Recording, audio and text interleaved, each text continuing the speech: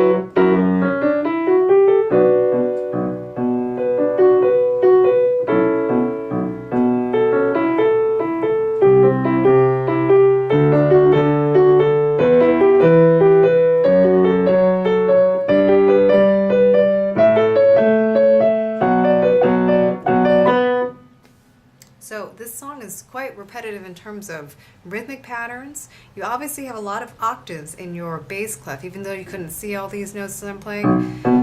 For the entire first page of this piece, your left hand is only playing octaves in this entire range. Your right hand is also quite pattern-based. You hold a chord for the full measure, and then you have that particular rhythm. And the notes are just simply the broken notes of the chord that you played in the previous measure. So make sure you're comfortable with all of those chords, and then you'll be set for the following measure.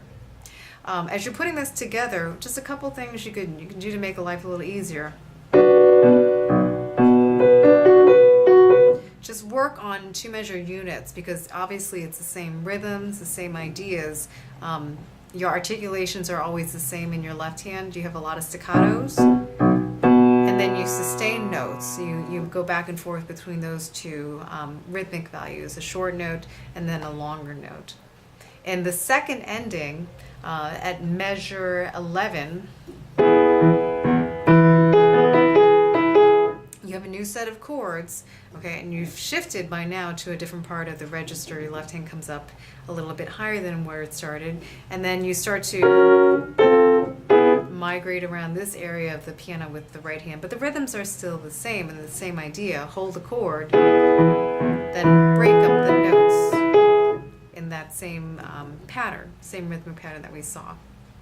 Where there's a couple of changes, I'm going to take a look and pinpoint measure 23. Measure 23 and 24 sounds like this.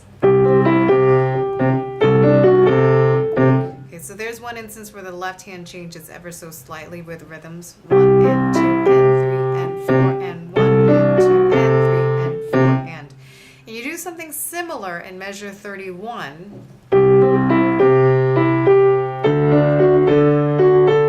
The same notes in the right hand. The left hand moves up in octaves from this point, and you only play 2 pitches in the bass clef, whereas your right hand now adds on a couple extra notes that it didn't have back in measure 23.